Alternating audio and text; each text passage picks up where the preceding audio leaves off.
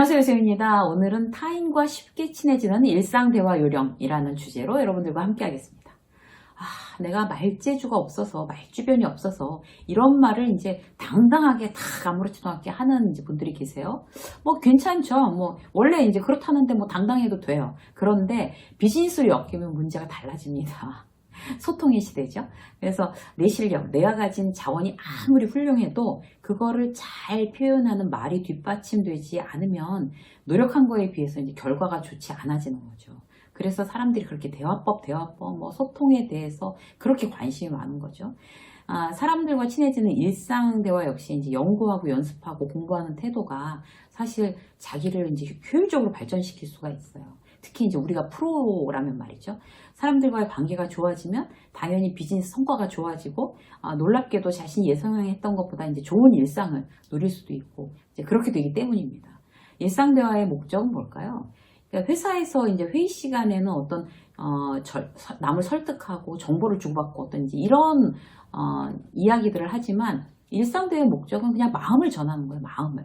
그러니까 재미가 없어도 돼요. 정보가 없어도 돼요. 그냥 마음을 전하는 거죠. 설득하지 않아도 돼요. 그냥 마음을 주고받고 탁구 치듯이 주고받고 하면 됩니다. 그렇게 건조하지 않게 내 감정을 잘 전달하는 거. 그게 이제 일상대화의 요령인데요. 이제 오늘 그 일상대화를 어떻게 하면 잘할 수 있나. 이제 이런 방법에 대해서 몇 가지 간단하게 나누도록 할게요. 첫 번째, 일상대화를 잘하기 위해서는 내 감정을 전달하는 데 초점을 맞추셔야 됩니다. 감정이 전달되면요. 공감의 영역이 커지죠. 그러다 보면 친밀감이 이렇게 느껴지는 거예요. 그래서 감정을 잘 전달하기 위해서는 나만의 에피소드, 어떤 의성어, 의태어 이런 활용도 굉장히 효율적입니다. 예를 들어 볼게요. 예전에 이제 저 정도의 연령층, 아니 저보다 좀 어려도 이제 충분히 그럴 수 있을 것 같아요. 학교 다닐 때, 대학교 다닐 때 돈 없어서 고생한 얘기 나오면 끝도 없이 친구들이랑 하지 않으세요? 학교 다닐 때 정말 돈 없이 학교 다녔다 이런 이제 친구들끼리 모여서 그런 얘기 되게 재밌게 해요.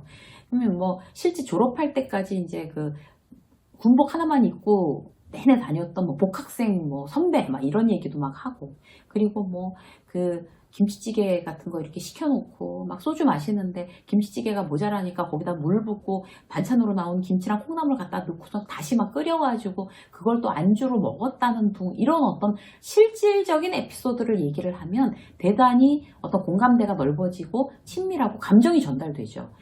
그게 이제 중요한 거죠. 그런데 거기다 대고 그냥 그땐 다 그랬지, 다들 돈이 없었지, 요즘이랑은 달랐지, 이렇게만 에피소드 없이 이렇게만 얘기한다면 공감대가 확 줄어드는 거죠. 그리고 감정이 전달되지 않는 거죠.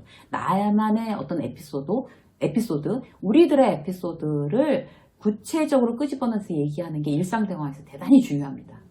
또 하나 이제 의성어, 의태어가 큰 역할을 하는데요. 그게 이제 감정을 전달할 수 있는 거죠. 머릿속에 상상이 되거든요. 그러니까 예를 들어서 말을 하면서 그 사람만 오면, 이제 이웃집하고 얘기할 때도 그 사람만 오면 우리 집 강아지 누구가 그렇게 지저대 라고 얘기하는 게 아니라 그 사람만 오면 우리 집 강아지 누구가 왈왈대고 지저대 이렇게 얘기하는 게 훨씬 더 감정을 그 사람이 공감할 수 있게끔 전달하는 방법이라는 거죠. 이런 의성어가 이제 어느 집에 맛집에 갔더니 뚝배기가 얼마나 끓어갖고 나오는지 한참 동안 먹는데도 계속 부글부글 끓고 있는 거야 라고 어떤 이제 의성어를 우리가 이제 표현을 한다면 그러면 훨씬 더 그 사람이 감정적으로 잘 전달받고 공감대가 넓어지는 그런 이제 말하기 방법이 되겠습니다. 그래서 일상대화에서는 여러분들이 어떤 에피소드, 그 다음에 이제 의성어, 의태어를 섞어서 쓰는 거, 감정을 전달하는데 초점을 맞추는 굉장히 중요한 방법이 되겠습니다. 두 번째, 상대를 부정하지 않는 거예요. 일상대화에서는. 의견이 다를 때 어떤 반응을 보이는 편이세요? 어떤 반응을? 의견이 달라도 그냥 다른가 보다 하고 그냥 대화를 계속 이어나가면 돼요. 그 말을 부정할 필요가 없는 거죠. 일상대화에서는. 토론 장소가 아니잖아요. 근데 습관적으로 남의 말을 이렇게 탁탁 자르거나 아니면 부정하는 사람들이 있어요. 굉장히 나쁜 습관이죠. 고치려고 이제 노력해야 되는 거죠, 우리가. 예를 들어서 이제 이런 거예요. 회사에서 이제 점심 먹었어? 이렇게 물어봤어요.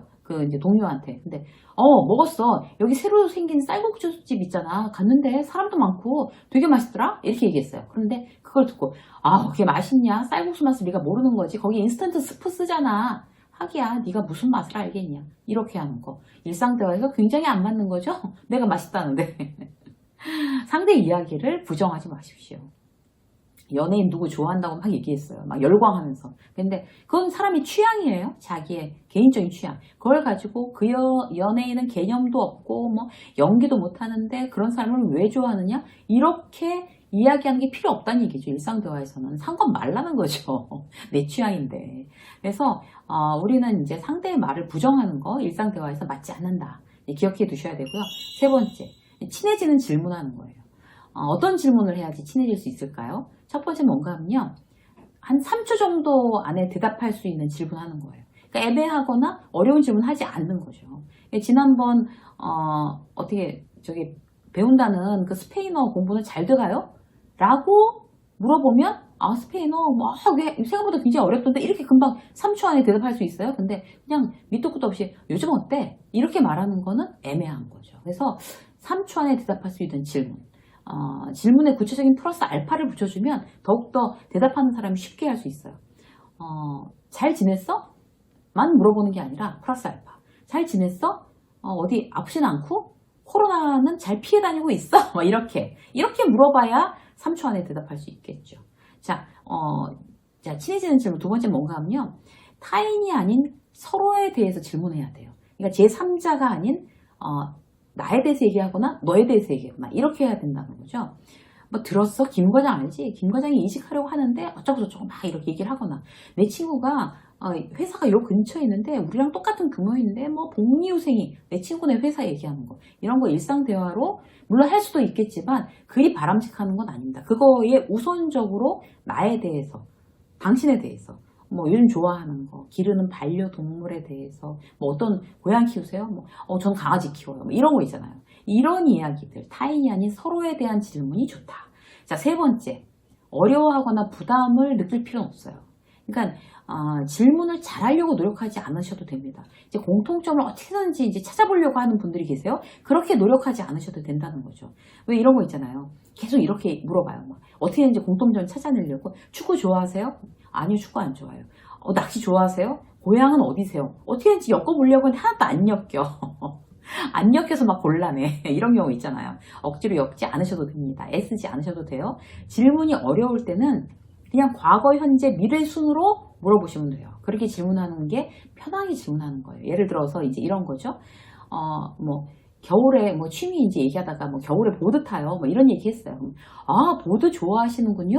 이래놓고 내가 질문할 게 없잖아요. 나는 보드를 타본 적도 없어서. 질문할 생각이 안 나면 과거, 현재, 미래로 물어보면 돼요. 어떻게? 언제부터 타셨어요?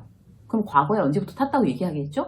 그래서 지금은 많이 이렇게 그때 몇 년 됐으니까 많이 능숙해지셨겠네요. 겨우 한 시즌에 몇 번이나 가시는 건데요. 자, 현재에 대해서 물어봤어요. 경력에 대해서 굉장히 잘 타시겠네요. 그리고 나중에 나이 들어서도 그렇게 보드 타면 굉장히 멋있을 것 같아요. 나중에도 계속 타실 거죠? 이런 이야기들. 그런 이야기들을 과거, 현재, 미래대로 얘기하면 대단히 어렵지 않게 질문할 수 있습니다. 자, 또 이제 질문할 때 여러분 이제 내가 이제 얘기했잖아요. 그러면은 이제 질문을 편하게 할 수 있는 방법으로는 내 말 끝에 질문하는 거예요. 그래서 말 끝에 난 이런 거 좋아하는데 자, 당신 어때요? 이렇게 해서 자연스럽게 대화가 연결될 수 있도록 내 말 끝에 질문하는 거. 당신 어떻습니까? 라고 물어보는 거. 그것도 이제 쉬운 질문법이에요. 자, 하나 더 보면요. 의견 아니라 아까도 말씀드렸지만 취향만 주고받는 거예요. 의견, 친해지기 위한 일상 대화에서 의견은 별로 중요하지 않습니다. 찬성, 반대 이런 건 이제 스몰 토크로 안 맞는 거죠. 난 캠핑 좋아해. 나는 추우면 추운 채로 이제 캠핑장에 가서 별 보는 거 좋아해. 취향이잖아요. 반대하고 말고 할 게 없잖아요. 나는 고기 좋아해. 근데 이제 이런 거. 나는 고기 좋아해. 그럼 이것까지는 취향인데 정말 비건들 이해할 수가 없어. 이렇게 나오면 이제 서로 이제 찬성이냐 반대냐 이런 얘기가 나와야 되는 취향을 넘어서는 어떤 그런 부분들에 대해서 나오는 거는 스몰 토크, 일상 대화, 친해지기 위한 일상 대화에 맞지 않습니다. 그래서 채식주의자들은 너무 어떻다는 둥 이런 거. 그냥 나는 좋아하니까 고기 먹으면 되는 거고 채식주의자들은 채식을 먹으면 되는 거고 이런 거지. 그거를 찬성이네 반대네 하는 거는 맞지 않습니다. 자, 한 가지만 더 말씀드리면요. 어설프게 하느니 안 하는 게 나은 사례를 한번 말씀드릴게요. 어설픈 조언하지 마세요, 여러분. 일상 대화에서 그 사람이 원하지 않았는데 조언하는 거. 그런 거는 굉장히 이제 상대하고 이제 약간 좀 이제 어색해질 수 있는 거죠. 그냥 공감해 주기만 하면 되는 거예요. 그러세요? 아, 그랬겠네요. 아, 그 마음 저도 알죠. 이런 식으로 공감해 주는 거. 이런 것들이 중요합니다. 청하지도 않은데 그럴 때는 이렇게 해라, 저렇게 하는 게 좋다라는 거, 그건 안 된다라고 하는 거는 좀 맞지 않습니다. 그리고 어설픈 기억. 자, 어설픈 기억에 대해서도 여러분들이 좀 이제 주의를 하셔야 되는데, 그 상대의 정보에 대해서 기억나지 않을 때는 어설프게 예측해서 말하는 것보다 아예 다시 물어보는 게 더 좋습니다. 예를 들어서 이런 거예요. 그 사무실 을지로라고 하셨죠? 라고 물어보는 것보다는, 이게 틀렸어요. 근데 내가 대충 때려 맞춰서 이렇게 얘기한 거예요. 그렇게 하는 것보다는 사무실이 어디라고 하셨죠? 라고 물어보는 게 상대에 대해서 훨씬 더 호감을 줄 수 있는 일상 대화입니다. 그래서 이제 오늘 이제 여러분들하고 이제 간단하게 우리가 이제 일상적으로 타인과 일상 대화로 쉽게 친해지는 어떤 요령에 대해서 몇 가지 팁을 드렸는데요. 누군가와 얘기하는 거에 대해서 좀 어색하고 어려움을 느끼시는 분들은 이런 방법들을 이용하셔서 좀 이렇게 친밀하게 쉽게 친해져서 유쾌하게 그렇게 이제 인간관계를 맺는 여러분들이 되시기를 응원하겠습니다. 유세민 직장서 오늘 여기까지 하겠습니다. 고맙습니다.